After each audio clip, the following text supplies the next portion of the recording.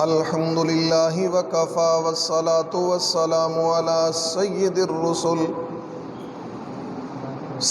الرسل وخاتم الانبیاء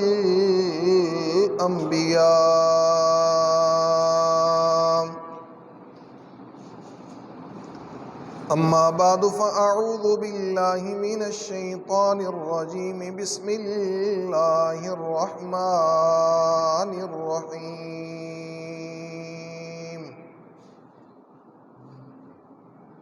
ان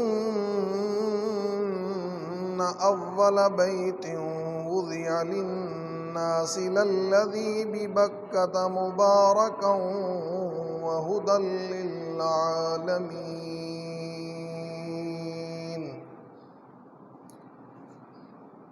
وقال اللہ تبارک وتعالی فی شان حبیبہ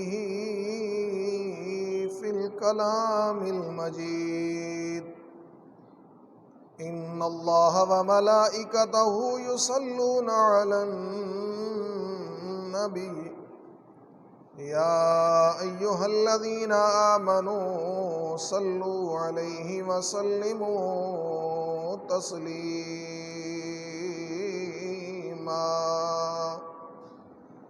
صدق اللہ مولانا العظیم وصدق رسولہ النبی الکریم الامین ونحن على ذلك لمن الشاہدین والشاکرین والحمد للہ رب العالمین۔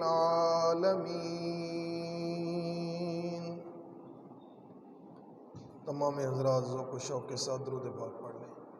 اللہم صلی علی محمد وعلی آل محمد کما صلیت علی ابراہیم وعلی آل ابراہیم انک حمید مجید۔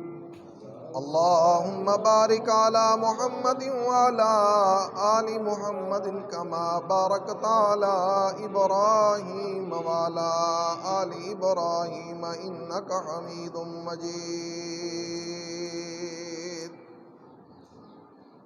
یا ربی صلی وسلم دائما ابدا علی حبیبک خیر الخلق کلہم۔ عزیزان محترم، ملت اسلامیہ کے غیور مسلمان بھائیوں، دوستوں، بزرگوں، نوجوان ساتھیوں، قرآن کریم کی آیت مبارکہ تلاوت کی ہے۔ اللہ جل شانہ مجھے اس آیت مقدسہ کا صحیح مقصد و مفہوم بیان کرنے کی، پھر ہم سب کو مل کر اس کو سمجھ کے عمل کرنے کی توفیق نصیب فرمائے۔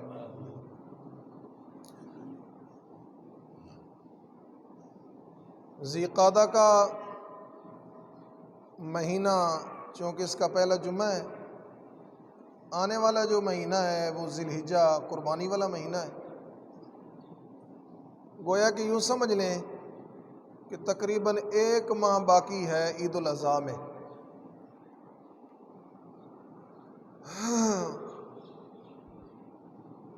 یہ جو موسم چل رہا ہے ذی قعدہ کا، یہ حج کا سفر ہے۔ حاجی حضرات اس مہینے میں سفر کرتے تھے، کریں گے جیسے اللہ توفیق نصیب فرمائے گا۔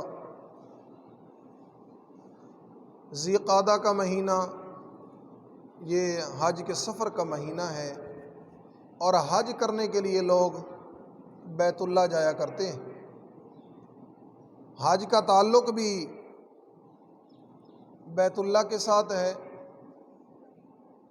مخصوص اعمال ہیں اور مخصوص زیارات ہیں۔ اللہ تمامی حضرات کو جن کے اوپر حج فرض ہے، حج ادا کرنے کی توفیق نصیب فرمائے۔ کہیں بھی آپ دیکھتے ہیں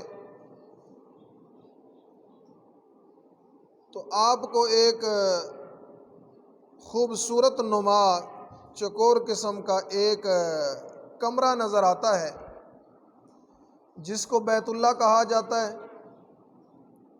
یہ بڑی پرکش اور پرسرور عمارت ہے جس کو دیکھ کے دل للچاتا ہے کہ میں اس عمارت کی قریب جا کے زیارت کروں۔ بیت اللہ کہا جاتا ہے اسے، اور یہ وہ بیت اللہ ہے جس کو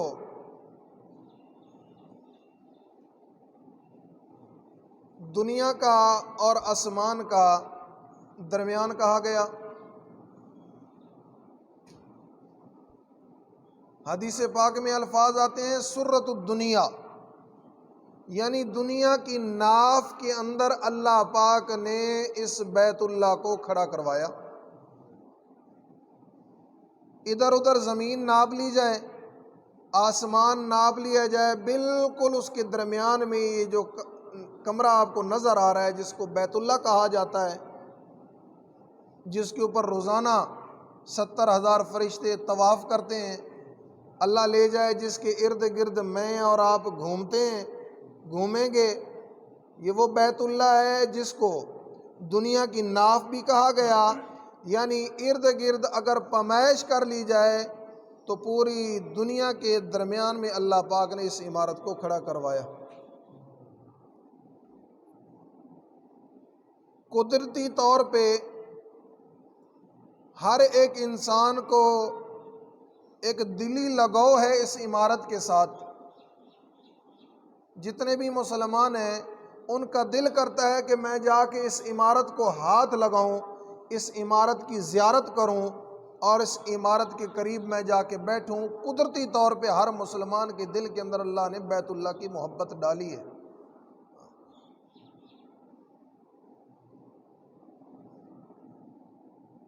جب آدم علیہ نبینا علیہ الصلاۃ والسلام سے بھول ہوئی، ساتھ اماں حوا بھی ہے، اور یہ بھول کروانے والا وقاسمہما انی لکما لمن الناصحین، شیطان جس نے قسمیں اٹھائیں کہ اس درخت کا پھل کھا لو کچھ بھی نہیں ہوگا، آدم علیہ الصلاۃ والسلام نے سے بھول ہوئی، انہوں نے وہ پھل کھایا، اللہ پاک کو یہ بات پسند نہ آئی، اللہ نے تینوں کو وہاں جنت سے نکال کے زمین پہ اتار دیا۔ کچھ بھی نہیں تھا، اللہ جل شانہ کی ذات موجود تھی، کچھ بھی نہیں تھا، نہ ریت تھی، نہ پہاڑ تھے، نہ زمین تھی، نہ آسمان تھا، جب اللہ پاک نے ارادہ کیا آدم علیہ السلام کو نیچے بھیجنے کا۔ علماء نے لکھا ہے کہ اللہ پاک نے اپنی قدرت کاملہ سے ایک سبز موتی پیدا فرمایا۔ جب سبز موتی پیدا فرمایا تو اس کے اوپر اللہ پاک نے اپنی رحمت والی نگاہ ڈالی، تو وہ موتی پنگلا اور اس موتی سے پانی نکلا۔ ثم استوى علی العرش، وہ پانی زمین پہ اللہ نے اس پانی کے اوپر عرش کو بنا دیا۔ وکان عرشہ علی الماء، یہ وہی پانی ہے جس کے اوپر اللہ نے عرش کو کھڑا کر دیا۔ اب یہ پانی نیچے تھا، اللہ پاک نے ابتدا کیسے کی زمین و آسمان کو بنانے کی؟ فرمایا پھر اللہ جل شانہ نے اپنی نگاہ اس پہ ڈالی، اس پانی کے اوپر، تو وہ پانی کھولنے لگا۔ جب پانی کھولنے لگا تو اس کے اندر سے دھواں اٹھا، وہ آسمان کی طرف جانے لگا، تو قرآن نے کہا وَهِيَ دُخَانٌ، وہ دھواں بنا جس سے آسمان بننا شروع ہو گئے۔ وہ جو نیچے تل چھٹ بچی، اس تل چھٹ سے پھر اللہ پاک نے پوری دنیا کو یوں کر کے زمین کو پھیلایا۔ جب زمین بنی تو اتنے میں آدم علیہ السلام، اماں حوا اور شیطان کو بھی اللہ پاک نے جنت سے نکال کے زمین پہ بھیج دیا۔ حضرت آدم علیہ الصلاۃ والسلام انڈیا کا ایک علاقہ ہے سر اندیب، اس کے اندر اترے۔ اماں حوا اوپر سے اتری تو ہوا ان کو کھینچ کے جدہ کے اندر لے گئی، وہ وہاں اتر گئی۔ شیطان کو ہوا کھینچ کے ایران کے کسی علاقے میں لے گئی، وہ وہاں اتر گیا۔ تو آدم علیہ الصلاۃ والسلام جنت کے ماحول سے نکلے تھے، بات پسند نہ آئی، نیچے نہ کوئی رونق ہے، نہ کوئی بہار ہے، نہ کوئی انس دل بہلانے والی کوئی چیز ہے۔ اللہ کو یاد کیا کہ اللہ اتنی خوبصورت جنت تھی، وہاں سے میں نیچے آیا، کوئی نظام نہیں ہے، کوئی بندوبست کر دے۔ اللہ پاک نے جبرائیل علیہ السلام کو حکم دیا کہ آدم علیہ الصلاۃ والسلام کو وہاں سے لے اور یہ سفر کروا کے مکہ معظمہ کی جا کے پہچان کروا۔ جبرائیل وہ فرشتہ ہے جو آپ جانتے ہیں اللہ جل شانہ کا ایک قاصد رہا ہے۔ اللہ جل شانہ جب بھی کوئی پیغام اپنے پیغمبروں تک پہنچاتے تھے تو ذریعہ جبرائیل بنتا تھا۔ سارے نبیوں کا یہ کام غلام بھی رہا ہے، نوکر بھی رہا ہے۔ اب جبرائیل علیہ الصلاۃ والسلام نے حضرت آدم کو لیا اور مکہ معظمہ جا کے پہنچے، وہاں جا کے بتلایا کہ یہ جو جگہ ہے، اس جگہ پہ اللہ پاک نے آپ کو حکم دیا ہے کہ یہاں آپ نے رہنا ہے۔ اگلی بات میں اللہ پاک سے پوچھتا ہوں کہ اور کیا حکم ہے؟ تو اللہ پاک نے جبرائیل کو حکم دیا کہ اگلی بات یہ ہے کہ آپ یہاں نشان لگائیں اس جگہ پہ، اور آدم علیہ السلام کو ساتھ لیں اور دونوں مل کے یہاں ایک گھر میں نے بنانا ہے جس کو بعد میں بیت اللہ کہا جائے گا، اور پوری دنیا کو وہ مرکز ہوگا، اور جس جگہ پہ میں نشان لگوا رہا ہوں تو اسے یہ پوری زمین و آسمان کا درمیان ہے۔ چنانچہ جبرائیل امین علیہ الصلاۃ والسلام نے حضرت آدم کو ساتھ لیا، اس جگہ پہ پہنچے۔ اس جگہ پہ پہنچنے کے بعد اللہ پاک نے حکم دیا کہ فرشتوں کو بلائیں۔ فرشتے آ گئے۔ اللہ پاک نے فرمایا یہ چورس جو جگہ ہے نا، اتنی جگہ یہاں ان کی بنیادیں کھودی جائیں۔ یہ وہ بیت اللہ ہے جس کے ساتھ میری اور آپ کی محبت، اور محبت بھی والہانہ محبت، اعلیٰ اور عرفہ محبت ہے۔ یہ ہمارے ایمان کا مرکز ہے، ہمارا ایمان ہے بیت اللہ، ہم اس کی طرف منہ کر کے نماز پڑھتے ہیں۔ دیکھیں اس کی ابتدا کیسے ہو رہی ہے۔ دنیا کفر جو اعتراض کرے وہ اپنی جگہ، میرا تو بیت اللہ ایمان ہے، ایمان کا حصہ ہے، میں اس کی طرف منہ کر کے نماز نہ پڑھوں تو میری نماز قبول نہیں، یہ میرا اسلام کہتا ہے۔ دیکھیں، توجہ کریں بیت اللہ کی بنیاد کیسے کھودی جا رہی ہے۔ اللہ پاک نے حکم دیا، جبرائیل فرشتے لے کے آئے۔ اب چورس اس کی کھدائی ہوئی۔ جب کھدائی ہوئی تو کھدائی کرنے والے فرشتے ہیں، کیسے کھدائی ہوگی اور کتنی گہرائی ہوگی؟ اللہ پاک نے حکم دیا جبرائیل کو کہ اس کے اندر فلاں فلاں پہاڑ کے پتھر تو نے رکھنے ہیں، اس کی بنیاد کو میں نے مضبوط کرنا ہے۔ بیت اللہ کی بنیاد بن رہی ہے، اور مسلمانوں کا قبلہ جس کو کہا جائے گا بعد میں جب بن رہا تھا، تو اب جب بنیاد کھودی گئی تو حکم ہوا کہ فلاں پہاڑ، اس پہاڑ کا نام ہے جبل لبنان، جو میں نے بنا دیا۔ ایک پتھر اس کا اٹھانا ہے، ایک پتھر طور سینا جو موسیٰ علیہ السلام جس پہاڑ پہ گئے تھے اور تورات ملی تھی، ایک پتھر اس پہاڑ کا بھی اٹھانا ہے۔ اللہ دو پتھر ہو گئے، تیسرا پتھر فرمایا، تیسرا پتھر طور زیتا، ایک پہاڑ کا نام ہے والتین والزیتون، جہاں زیتون کے درخت ہوتے تھے وہاں قریب کوئی بڑا پہاڑ تھا، فرمایا ایک پتھر اس پہاڑ کا اٹھانا ہے۔ فرمایا اللہ اور کوئی پتھر؟ فرمایا ایک پتھر تو نے جبل حرا کا اٹھانا ہے، جہاں میرے پیارے نبی جناب محمد الرسول اللہ جو آخری پیغمبر ہوں گے وہ وہاں جائیں گے، وہاں میں ان کو کتاب قرآن شریف عطا کروں گا۔ یہ پہلے سے ایک ترتیب بنی ہوئی تھی۔ یہ 5 پہاڑوں کے پتھر اللہ پاک نے جبرائیل سے حکم دیا کہ ان کو اٹھانا ہے۔ یہ وہ پتھر تھا جو 40 نوجوان طاقتور اگر اس ایک پتھر کو اٹھانا چاہتے تھے وہ پتھر اٹھا نہیں سکتے تھے، اتنا وزنی پتھر تھا جو فرشتوں نے اٹھا کے بنیادوں کے اندر رکھا۔ یہ تب رکھا۔ اب اس سے پہلے فرشتوں نے ایک سوال کیا تھا اللہ جل شانہ سے، اللہ انسان کو تو بنانے لگا ہے، بس اتنی بات ہی کی تھی، اللہ جل شانہ ناراض ہو گئے کہ تم نے وہ سوال جو نہیں کرنا تھا مجھ سے کیوں کر رہے ہو؟ تو اللہ پاک ناراض ہوئے تو سارے فرشتے 3 گھنٹے مسلسل اس عرش کا طواف کرنا شروع ہو گئے۔ اب 3 گھنٹے طواف کرنے کے بعد اللہ جل شانہ نے نظر رحمت کی فرشتوں کی طرف، تو فرشتوں نے معافی مانگی۔ اللہ پاک نے حکم دیا کہ بالکل عرش کے نیچے بیت معمور بنایا جائے۔ اب بیت معمور بنا، فرشتوں کو حکم ہوا کہ اس کا طواف کرو، فرشتے اس کا طواف کرنے لگے۔ علماء نے لکھا ہے حدیث پاک کی تفسیر کہ 70,000 فرشتے بیت معمور کا بھی طواف کرتے ہیں، جو ایک دفعہ آتا ہے دوبارہ اس کا نمبر نہیں آتا۔ اور یہ حدیث جناب محمد الرسول اللہ صلی اللہ علیہ وسلم کے روضے کے لیے بھی ہے۔ اب جب بیت اللہ کی بنیاد بن گئی تو اللہ پاک نے حکم دیا کہ اس بیت معمور کو، جو بالکل بیت اللہ کے اوپر اور عرش کے نیچے بنایا، فرشتوں سے حکم فرمایا اس کو اٹھا کے اس بیت اللہ کی بنیاد کے اوپر رکھ دو۔ اب بیت اللہ کی بنیاد کے اوپر رکھ دیا گیا۔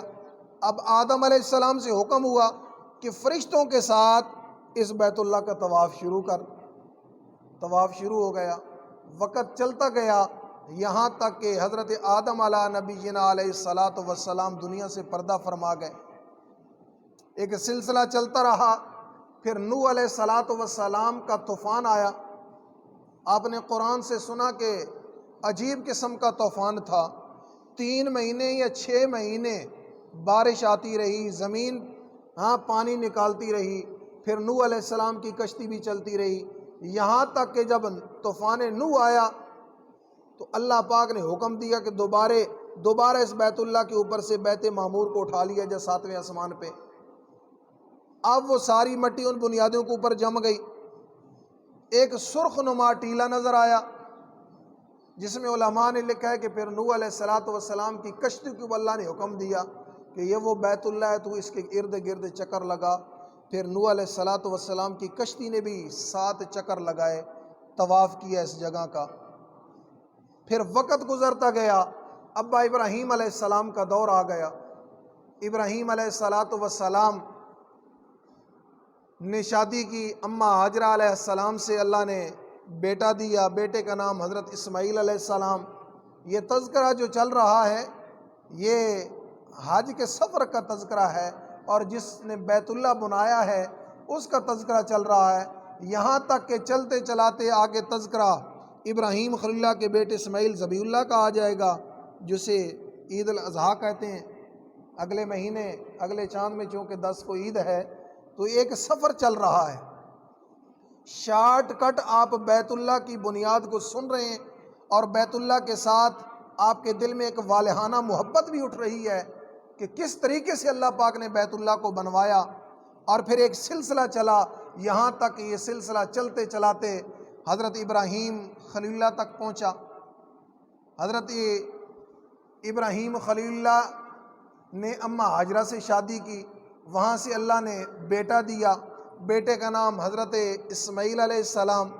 یہاں تک کہ چلتے چلاتے حکم ہوا کہ جبرائیل ان کو لے جا، اس جگہ پہ پہنچا جو ویران ہے، جگہ جہاں کوئی چیز نہیں ہے۔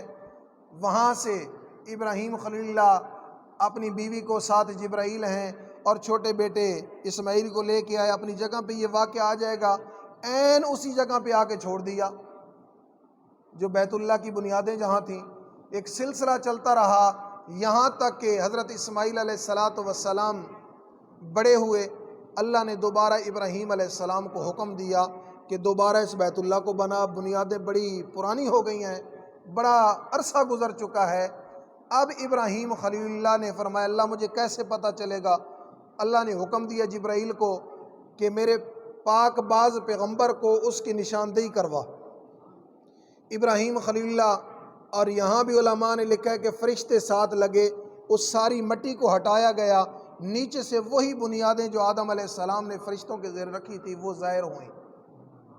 اب ابراہیم خلیل اللہ نے اس کے اوپر بنیاد بنانا شروع کی، یہاں تک کہ ابراہیم خلیل اللہ اور اسماعیل ذبیح اللہ دونوں باپ بیٹا اس کی تعمیر کر رہے ہیں۔ یہاں تک کہ نیچے پتھر رکھتے گئے، جب اونچائی کو پہنچی، ہماری زبان میں جسے کہتے ہیں جب گو پہ پہنچا بیت اللہ، تو اب مزدور کی ضرورت تھی، تو اللہ پاک نے ایک پتھر کو حکم دیا، جس پتھر کی آپ زیارت کر کے آئے ہیں اللہ دوبارہ سب کو لے جائے، جس کو مقام ابراہیم کہا جاتا ہے، اس کو دیکھ کے آنکھیں ٹھنڈی ہوتی ہیں۔ وہ شیشے کے اندر آج بھی بند ہے اور قیامت کی صبح تک ایسے ہی محفوظ رہے گا، جس کو کہا گیا وَإِبْرَاهِيمَ مُصَلَّى، جہاں حاجی حضرات بیت اللہ کا طواف کر کے یوں سائڈ پہ ہوتے ہیں، تو علماء نے لکھا ہے کہ مقام ابراہیم کے پاس جا کے 2 نفل ادا کرو شکرانے کے، آج بھی وہ موجود ہے۔ وہ پتھر اللہ پاک نے حضرت ابراہیم علیہ السلام کے پاس بھیجا، فرمایا ابراہیم علیہ السلام اس کے اوپر کھڑا ہو جا۔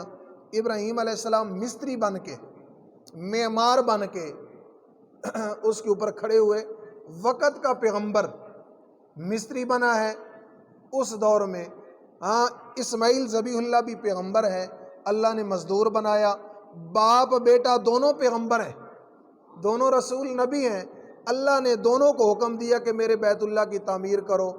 باپ مستری بن گیا، بیٹا مزدور بن گیا، یہ عیب والی بات نہیں ہے۔ مستری اور مزدور جو اپنے آپ کو کہتے ہیں کہ ہم تو ذلیل ہو گئے مستری اور مزدور بن کے مزدوریاں کرتے ہیں، ذرا دیکھیے نسبت کہاں جا رہی ہے آپ کی۔ ابراہیم خلیل اللہ مستری ہے، آج کا مستری فخر کرے کہ اللہ پاک نے مجھے کتنا بڑا مقام دیا کہ ابراہیم خلیل اللہ کی سنت کو زندہ کر رہا ہوں۔ بیت اللہ کی تعمیر میں باپ مستری بنا، بیٹا مزدور بنا۔ مزدور بھی اپنے آپ کو سوچے کہ میرا تعلق کس کے ساتھ ہے؟ اسماعیل ذبیح اللہ کے ساتھ میرا تعلق۔ میں جو مزدوری کرتا ہوں، میں جو دابڑا اٹھاتا ہوں، میں جو مثالہ بناتا ہوں، یہ کوئی انوکھی بات نہیں۔ آج سے پیچھے جائیں تو ایک بہت بڑا پیغمبر جس کو اسماعیل ذبیح اللہ کہا جاتا ہے، یہ دابڑا اس نے بھی اٹھایا ہے، یہ مزدوری اس نے بھی کی ہے۔ یہ مزدور سمجھے کہ میرے لیے یہ فخر کی بات ہے کہ اللہ پاک نے مجھے اس کام کے لیے چنا ہے۔ اب جو پتھر آیا، ابراہیم خلیل اس پتھر کے اوپر کھڑے ہوئے۔ اسماعیل ذبیح اللہ لاتے تھے اس وقت کا جو بھی آلہ تھا، جس میں مثالہ جس طریقے کا رکھتے تھے، اس پتھر کے اوپر رکھتے تھے۔ ابراہیم خلیل جوتی اتار کے اس پتھر کے اوپر کھڑے ہوتے تھے۔ وہ پتھر ایک جو سیڑھی کام کرتی تھی نا، اوپر لفٹ جیسے جاتی ہے، ایسے اڑ کے جاتا تھا۔ حکم میرے اللہ کا چلتا تھا، ہر ایک چیز میرے اللہ کے حکم کی پابند ہے۔ اب یہ پتھر میرے اللہ کا حکم کیسے مان رہا ہے؟ نہ کوئی بجلی ہے، نہ کوئی کرنٹ ہے، نہ کوئی تار ہے، نہ کوئی نظام ہے جو آج سائنس بتلا رہی ہے لفٹ کے بارے میں۔ اس وقت کو دیکھیے، یہ ساری چیزیں آج کی سائنس میرے اور آپ کے اسلام اور دین کی محتاج ہے، دین کسی سائنس کا محتاج نہیں ہے۔ آج کے ڈاکٹر، آج کے سائنسدان میرے قرآن کے محتاج ہیں، میرے نبی کے فرمان کے محتاج ہیں۔ میرے نبی کے اوپر نازل ہونے والا قرآن، میرے نبی کا فرمان کسی سائنس کا محتاج نہیں ہے۔ سائنس آج کہتی ہے کہ ہاں جہاز اڑ گیا، آج سے 1400 سال پہلے میرے اور آپ کے پاک باز پیغمبر جناب محمد الرسول اللہ صلی اللہ علیہ وسلم معراج کی رات آسمانوں پہ گئے ہیں، 7 آسمان کراس کر گئے۔ کون سا نظام بجلی کا تھا؟ کون سا تیل جلتا تھا؟ کون سا ایسا جہاز تھا؟ کون سا میزائل تھا؟ کون سی لفٹ تھی؟ کچھ نہیں تھا۔ اللہ کے دین کے اندر اس وقت بھی طاقت تھی، آج بھی طاقت ہے، اور قیامت کی صبح تک طاقت رہے گی۔ اب اس پتھر کے اوپر حضرت ابراہیم خلیل اللہ کھڑے ہیں اپنے دونوں پاؤں لگا کے۔ آج بھی ابراہیم خلیل اللہ کے دونوں پاؤں موجود ہیں، بنفس نفیس۔ میں نہیں کہہ رہا، دنیا کا کوئی مورخ نہیں کہہ رہا، دنیا کا کوئی سائنسدان نہیں کہہ رہا، وہ کتاب کہہ رہی ہے جس کتاب کے شروع میں اللہ نے لکھ دیا کہ لا ریب فیہ، اس کتاب کے اندر ایک رائی کے دانے کے برابر بھی شک نہیں ہے۔ قرآن شریف کے اندر آج بھی موجود ہے کہ ابراہیم خلیل اللہ جس پتھر کے اوپر کھڑے تھے، ابراہیم خلیل اللہ کے پاؤں کے نشانات آج بھی بنفس نفیس جیسے اس دن تھے، آج بھی ایسے ہی موجود ہیں اور لوگ زیارت کرتے ہیں۔ تھوڑا عرصہ گزر گیا ہے، کتنا عرصہ گزر گیا ہے؟ لاکھوں سال گزر گئے۔ ابراہیم خلیل اللہ کے پاؤں کے نشانات اللہ پاک نے آج بھی محفوظ رکھے ہیں۔ آج بھی جب بندہ قرآن پڑھتا ہے، جب اس آیت پہ پہنچتا ہے وَإِذْ يَرْفَعُ إِبْرَاهِيمُ الْقَوَاعِدَ مِنَ الْبَيْتِ، ہاں جب اس آیت پہ پہنچتا ہے تو پھر وہ باتیں سامنے آتی ہیں کہ باپ بیٹے نے مل کے جو بیت اللہ بنایا تھا، باپ جس پتھر پہ کھڑا ہوا تھا، وہ ابراہیم مصلی کے الفاظ اللہ نے قرآن میں لگا کے ہمیشہ کے لیے قیامت کے صبح تک یہ نقشہ کھینچ کے رکھ دیا کہ جو بھی آئے گا اس آیت پہ پہنچے گا فوراً اس کا ذہن جائے گا ابراہیم خلیل اللہ کی طرف اور اس پتھر کی طرف جو پتھر لفٹ بن کے اوپر نیچے جاتا تھا اور بیت اللہ کی تعمیر ہوا کرتی تھی۔ ابراہیم خلیل اللہ نے گھر بنایا، اور گھر بھی کس کا بنایا؟ اللہ کا گھر بنایا، اور یہ وہ گھر ہے جس کی تعریف اللہ نے قرآن کریم کے اندر ارشاد فرمائی۔ جب یہ گھر بن گیا نا تو ابراہیم خلیل اللہ اسی پتھر کے اوپر کھڑے ہوئے۔ علماء نے لکھا اللہ نے حکم دیا پتھر تھوڑا اوپر ہو، پتھر اوپر گیا، جہاں اونچائی تھی اللہ نے کہا یہاں رک جا، اور ابراہیم خلیل اللہ سے فرمایا کہ اب آواز نکال۔ اللہ میاں کون سی آواز نکالوں؟ فرمایا یا ایھا الناس ان ربکم اتخذ بیتا، یہ آواز نکال کہ فحجوہ، اللہ نے تمہارے لیے گھر بنوا دیا۔ اب ابراہیم خلیل اللہ اس پتھر کے اوپر کھڑے ہیں جس پتھر کا تذکرہ قرآن میں آیا، جس پتھر کے اوپر کھڑے ہو کہ ابراہیم خلیل اللہ نے بیت اللہ بنایا، جس پتھر کے اوپر کھڑے ہو کہ ابراہیم خلیل اللہ اعلان کر رہے ہیں، اور اعلان کیا ہے کہ اے لوگو اللہ نے تمہارے لیے ایک گھر بنوا دیا، بیتن، ایک گھر بنوا دیا، فحجوہ، پس تم سارے کے سارے آؤ اور اس بیت اللہ کا، اس گھر کا کے حج کرو۔ اس وقت کا یہ اعلان اللہ نے ہوا چلائی۔ ہوا بھی کس کے حکم کی محتاج ہے؟ میرے ساتھ بولیں، کس کے حکم کی محتاج ہے؟ پانی ڈبونے میں کس کا محتاج ہے؟ سورج روشنی دینے میں کس کے حکم کا محتاج ہے؟ چھری کاٹنے میں کس کی محتاج ہے؟ ہاں، سورج روشنی دینے میں کس کا محتاج ہے؟ زمین غلہ دینے میں کس کے حکم کی محتاج ہے؟ پانی ڈبونے میں کس کا محتاج ہے؟ اللہ کے حکم کا محتاج۔ تو ہوا بھی اللہ کے حکم کی محتاج ہوئی۔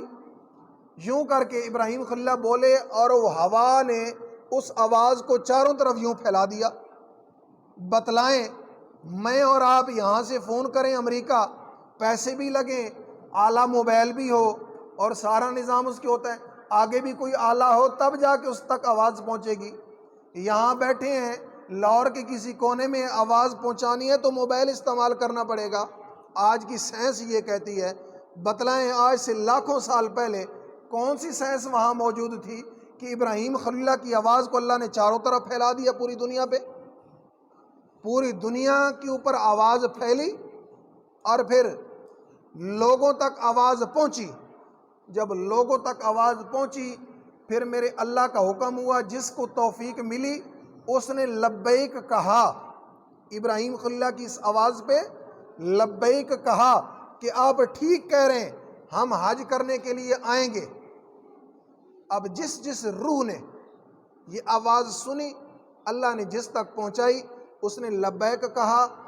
علماء کا اس پہ فتویٰ ہے کہ وہ بندہ اس وقت تک فوت نہیں ہو سکتا جب تک بیت اللہ کا حج اور عمرہ نہ کر لے۔ جس نے لبیک کہا ہے اس نے وہاں پہنچنا ہے۔ اب بیت اللہ بن گیا، سلسلہ چلتے چلاتے جناب محمد الرسول اللہ صلی اللہ علیہ وسلم تک یہ دور پہنچا۔ پرانی عمارت ہو چکی تھی، آپ صلی اللہ علیہ وسلم کی عمر 25 سال ہے۔ دوبارہ قریش نے ارادہ کیا کہ اس بیت اللہ کو بنایا جائے، تعمیر پرانی ہو گئی ہے لہذا دوبارہ اس کو نیا کیا جائے۔ ارادہ کیا، مشورہ ہوا، قریش نے ایک جگہ بیٹھک بنائی، وہاں سارے بڑے بڑے شرفائے قریش، کبرائے قریش، بڑے بڑے سردار آئے، وہاں بیٹھ کے مشورہ ہوا جس میں جناب محمد الرسول اللہ صلی اللہ علیہ وسلم کو بھی بلایا گیا۔ آپ صلی اللہ علیہ وسلم کی عمر 25 سال تھی۔ اب مشورہ یہ ہوا کہ بیت اللہ پرانا ہو چکا ہے لہٰذا اس کی تعمیر نو کی جائے، ذرا تعمیر نئی بنائی جائے۔ تو مشورہ ہوا، اب اسی سال جدہ کے ساتھ جو سمندر گزر رہا تھا اس کے اندر ایک لکڑی کا جہاز ٹوٹا ہوا وہاں پہنچا، تو قریشیوں نے کوشش کی کہ اس لکڑی کو اٹھایا جائے اور یہ بیت اللہ کے پہ لگائی جائے۔ بڑی قیمتی قسم کی لکڑی تھی، آج سے ہزاروں سال پہلے چلے جائیں، کچھ عرصہ پہلے چلے جائیں تو قیمتی لکڑی ملا کرتی تھی، چارپائیاں بنی کرتی تھیں، بڑی بڑی لوگ چیزیں بنایا کرتے تھے۔ تھوڑا اور پیچھے چلے جائیں تو کتنی قیمتی لکڑی ہوگی۔ قریشیوں نے کوشش کی کہ اس لکڑی کو بیت اللہ پہ لگایا جائے تعمیر نو کے لیے۔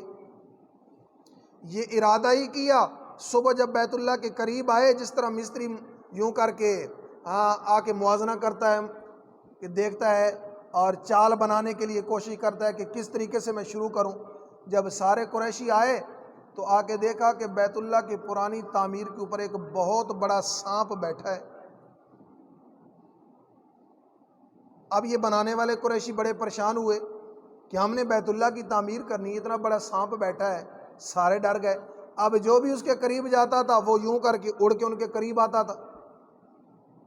اب بڑے بڑے شرفائے قریش، بڑے ذہین و فطین قسم کے لوگ تھے، اگرچہ بتوں کی پوجا کرتے تھے لیکن ان کا عقیدہ دیکھیے، عقیدہ سنیے ان کا۔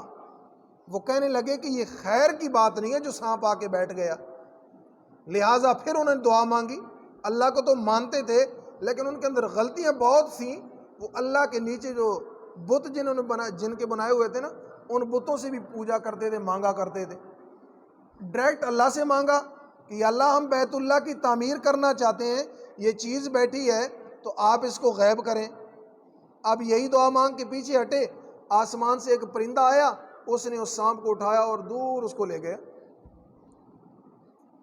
اب ولید بن مغیرہ نے یوں کر کے وہ پھاوڑ اٹھایا، یوں کر کے بیت اللہ کی دیوار پہ جب مارا نا تو پتھر ٹوٹا، زمین پہ گرا۔ شرفائے قریش کہتے ہیں ہم نے اپنی آنکھوں سے دیکھا وہ پتھر دوبارہ اڑا اور بیت اللہ کی اس بنیاد کے ساتھ چمٹ گیا، دیوار کے ساتھ۔ پھر بڑے پریشان ہوئے ہم کہ اللہ پاک راضی نہیں ہے۔ پھر دعا مانگی، دعا مانگنے کے بعد جو بڑا سردار تھا اس نے کہا بات سنو، معاملہ یہ ہے کہ ہر بندہ بیت اللہ کی تعمیر میں حصہ ڈالے لیکن اپنی حلال کی کمائی، حرام کا ایک ذرہ بھی اس کے اندر نہ آئے۔ بیت اللہ کو زمانہ جہالت کے اندر بنانے میں بھی ان کی کوشش دیکھیے کہ کس طریقے سے بیت اللہ کے بنوانے میں انہوں نے کوشش کی کہ بیت اللہ کے اندر حرام کا ایک روپیہ بھی نہ لگے۔ آج بھی مسجد کے لیے یہی حکم ہے کہ آپ مسجد بنانے لگے ہیں، اللہ کا گھر بنانے لگے ہیں، اگر کوئی خدمت کرنا چاہتا ہے تو پہلے اس کی کمائی کو دیکھیے، لیٹ ہوتی ہے تو مسجد کو ہونے دیجیے، تحقیق کیجئے کہ اس کی کمائی اللہ کے گھر لگنے کے قابل ہے یا نہیں۔ اگر قابل ہے تو اس کو لگا دیجئے، نہیں قابل تو اس کے سامنے ہاتھ باندھ دیجئے اور معذرت کر لیجئے۔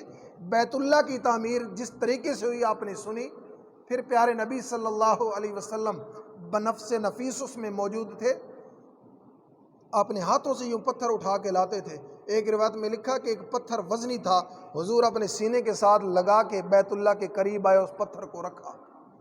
جب بیت اللہ کی تعمیر ہو گئی نا تو حجر اسود کو رکھنے کی جب ضرورت پیش آئی، حجر اسود اللہ زیارت کرنے کی توفیق نصیب فرمائے۔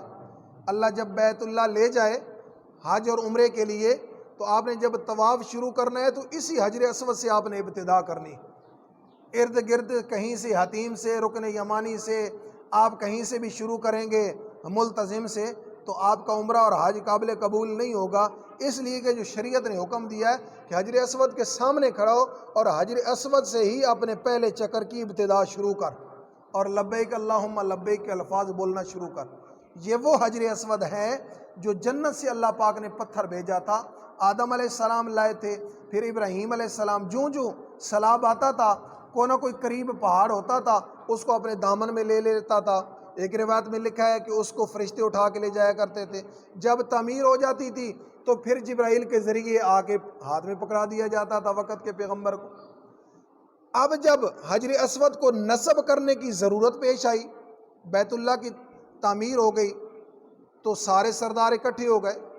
اب ایک سردار ہو تو بات تو ختم ہو، اب سینکڑوں کی تعداد میں سردار چھوٹے موٹے سارے۔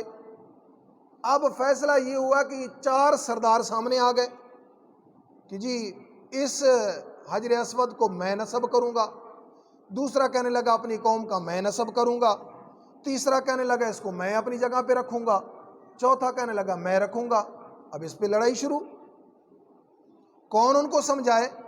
یہ تو وہی عربی تھے زمانہ جہالت میں جو بچیوں کو زندہ درگور کرتے تھے۔ کون ان کو سمجھائے؟ یہ تو وہی تھے جن کا اونٹ پہلے پانی پی جایا کرتا تھا، دوسرا آ کے اس کے اونٹ کو ذبح کر دیتا تھا۔ اس سے خاندانوں کی لڑائی شروع ہوتی تھی، سالوں سال جو ہے نا، ہزاروں سال لڑائیاں چلتی رہتی تھی، قتل و غارت۔ یہ وہی لوگ تھے، پاؤں آ کے آگے رکھتے تھے، کہتے ہے کوئی اس کو پیچھے ہٹانے والا، دوسرا آ کے اس پاؤں کو کاٹ دیتا، کہتا ہے کوئی مجھ سے پوچھنے والا۔ کون ان کو سمجھائے کہ بھائی اب ہر بندہ کہتا تھا کہ حجر اسود یہ یادگار نظام رہے گا، لہٰذا میں اس کو نصب کروں گا، میری جو ہے نا بلے بلے بنے گی۔ آپ صلی اللہ علیہ وسلم کی عمر 25 سال ہے، دیکھا کہ کام تو خراب ہے، یہ تو نہیں مانیں گے۔ تو آپ صلی اللہ علیہ وسلم نے فرمایا کہ تم میں چاروں سرداروں میں ہر ایک سردار اس پتھر کو رکھے گا۔ بظاہراً اس وقت یہ بات عجیب تھی، اگر آج سمجھ آ رہی ہے یہ اور بات ہے۔ اب لوگوں نے سوچا کہ ہر سردار اس پتھر کو کیسے رکھے گا، کہ پتھر ہے وہ تو ایک ہی بندہ اٹھا کے رکھ سکتا ہے۔ اس نوجوان کی بات کی سمجھ نہیں آئی۔ تو قریشی بھی بڑے ذہین و فطین تھے، لیکن جس پیغمبر کو اللہ پاک نے نبی آخر الزمان جناب محمد الرسول اللہ صلی اللہ علیہ وسلم بنانا تھا، کتنا ذہین و فطین بنایا ہوگا۔ آپ صلی اللہ علیہ وسلم نے فرمایا ایک چادر لائی جائے، 4 کونوں والی چادر زمین پہ بچھائی، اور ساتھ یہ اعلان کر دیا کہ کل یہ عمل شروع کریں گے، اور سب سے پہلے جو بندہ آئے گا نا، سب سے پہلے وہی حجر اسود کو بیت اللہ میں نصب کرے گا اس کی جگہ پہ۔ ہر ایک چیز پہ قبضہ قدرت اللہ کا۔ اگلے دن جو سب سے پہلے آئے نا اس جگہ پہ، وہ جناب محمد الرسول اللہ صلی اللہ علیہ وسلم پہنچے۔ عربی اپنے وعدے کے پابند تھے۔ قریشی لوگ جو وعدہ کرتے تھے، مجال ہے کہ نظام آگے پیچھے ہو جائے، بات لوہے پہ لکیر ہوتی تھی، وہی کرنی ہوتی تھی۔ آپ صلی اللہ علیہ وسلم پہلے آ گئے، اتنے میں ایک قریشی سردار، دوسرا، تیسرا، چور آ گئے۔ جب دیکھا تو آگے آپ صلی اللہ علیہ وسلم موجود تھے۔ فیصلہ ہو گیا کہ آپ سرکار ہی رکھیں گے۔ آپ صلی اللہ علیہ وسلم نے ذہانت سے کام لیا کہ نہیں، ان کو بھی میں ساتھ شامل کر دوں۔ آپ صلی اللہ علیہ وسلم نے ایک چادر بچھائی، روایت میں آتا ہے کہ کالی کملی اپنی چادر یا کوئی اور چادر بچھائی زمین پہ۔ فرمایا آپ صلی اللہ علیہ وسلم نے پتھر اٹھا کے حجر اسود چادر کے اوپر رکھ دیا۔ فرمایا کتنے سردار ہو؟ 4 سردار۔ فرمایا ایک ایک کونا پکڑ لو۔ ایک ایک کونا پکڑ لیا۔ فرمایا چلو بیت اللہ کی طرف۔ سارے بیت اللہ کے قریب حجر اسود کی جگہ پہ آئے۔ جب حجر اسود کی جگہ پہ آئے نا، تو آپ صلی اللہ علیہ وسلم نے وہ وعدے کے مطابق جو پہلا بندہ آئے گا، آپ سرکار آئے تھے، یوں کر کے پتھر کو اٹھایا اور اس جگہ پہ نصب کر دیا جس جگہ پہ آج حجر اسود نصب ہے۔ آپ صلی اللہ علیہ وسلم نے رکھ دیا۔ باقاعدہ یہ نظام چلتا رہا۔ آگے چلتے چلاتے قوم امالکہ نے پھر اس کی تعمیر کی۔ آگے پھر سن 1000 ہجری میں پہنچ کے پھر ترک بادشاہ مراد خان نے پھر اس کی تعمیر کی۔ اب وہ طرز جو قریشی طرز پہ بنا ہوا تھا، انہوں نے تبدیل کر کے دوبارہ اس کو حضرت ابراہیم خلیل اللہ کی طرز پہ بنایا۔ اب اس کے بعد جب دوبارہ تعمیر کی ضرورت پیش آئی نا، خلیفہ ہارون الرشید کا وقت تھا۔ خلیفہ ہارون الرشید نے مسئلہ پوچھا امام مالک رحمہ اللہ سے کہ میں دوبارہ اس کو قریشی طرز پہ بنانا چاہتا ہوں۔ تو حضرت امام مالک رحمہ اللہ نے فتویٰ دے دیا کہ نہیں، اب اس کو بنانا جائز نہیں ہے، جس طریقے پہ بنا ہوا ہے اس کو اسی طریقے پہ رہنے دے، ورنہ یہ بادشاہوں کے ہاتھ میں ایک کھلونا بنتا رہے گا، جو بھی آئے گا اس کو کھیڑ کے بنا دے گا۔ اب اسی طریقے سے وہ چلتا ہوا آ رہا ہے بیت اللہ، جس بیت اللہ کے اندر جا کے میں اور آپ نے اکٹھے ہونا ہے۔ انشاءاللہ ایک دن اللہ پاک اس کی زیارت نصیب فرمائیں گے۔ سارے کہہ دیں آمین۔ وقت قریب ہوگا۔ ابراہیم خلیل اللہ سے ایک جگہ اس کے اندر رکھی ہوئی تھی۔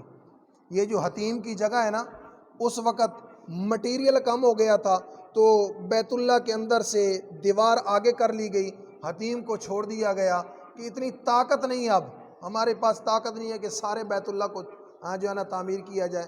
لہٰذا جب جیسے مٹیریل کم ہوتا ہے تو بندہ کہتا ہے یار ڈیزائن بنا دو، یا مکان کی اونچائی کم کر دو یا کوئی ڈیزائن بنا کے 4 انچی کا پردہ لگا دو تاکہ اینٹیں بچ جائیں۔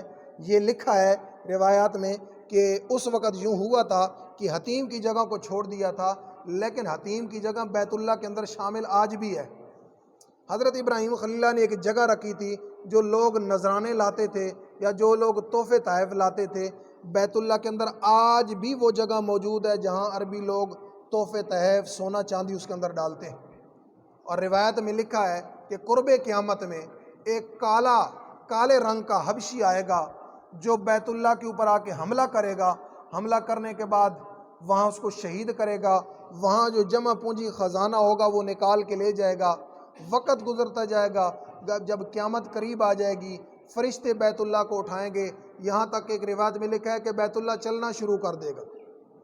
یہ چلتے چلاتے روضہ رسول پہ آ کے پہنچے گا۔ یہ جو آپ کو وہ گھر نظر آ رہا ہے نا بیت اللہ، یہ چلتے چلاتے حضور کے روضے پہ پہنچے گا اور وہاں جا کے کہے گا الصلاۃ والسلام علیک یا رسول اللہ۔ آپ صلی اللہ علیہ وسلم کے اوپر صلاۃ والسلام پڑھے گا۔ آپ صلی اللہ علیہ وسلم کا روضہ، آپ صلی اللہ علیہ وسلم کے روضے سے جواب آئے گا اور جواب دیا جائے گا۔ پھر آپ صلی اللہ علیہ وسلم کو مخاطب کر کے بیت اللہ کہے گا یا رسول اللہ۔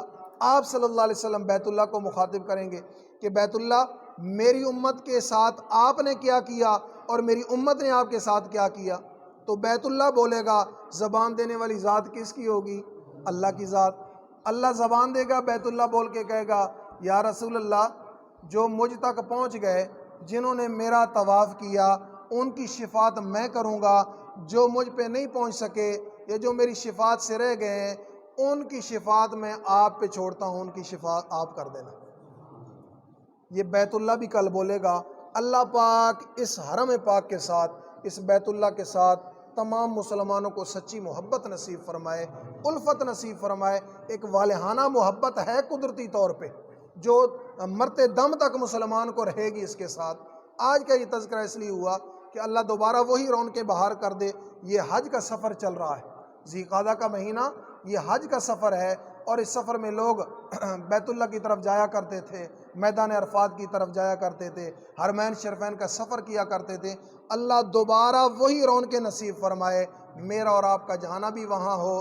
اللہ اس جگہ پہ سارے مسلمانوں کو لے جائے، اور کل قیامت کا دن ہوگا جو جگہ میدان محشر بنے گی نا، علماء نے لکھا ہے کہ مسجد نمرہ کے ساتھ جو میدان عرفات ہے نا، جہاں حج پڑھا جاتا ہے، جہاں حج کا خطبہ ہوتا ہے، اسی میدان عرفات کو اللہ پاک نے کل میدان محشر بنانا ہے، جہاں پوری دنیا وہاں اکٹھی ہوگی، وہاں کرسی بھی لگے گی، حساب و کتاب بھی شروع ہوگا۔ نظام کیسے ہوگا اللہ جل شانہ کی ذات جانتی ہے۔ میرے اور آپ کے لیے جو حکم ہے، جو اللہ کی طرف سے ارشاد ہے، وہ یہی ہے کہ بیت اللہ کے ساتھ محبت کرنے والے بن جائیں، جن کے اوپر حج فرض ہے وہ حج ادا کرنے والے بن جائیں، ان زیارات کے ساتھ محبت کرنے والے بن جائیں۔ اللہ تمام مسلمانوں کو پیارے نبی صلی اللہ علیہ وسلم کا نقش قدم نصیب فرمائے۔ وما علینا الا البلاغ، جن ساتھیوں نے سنتے پڑھنی سنتے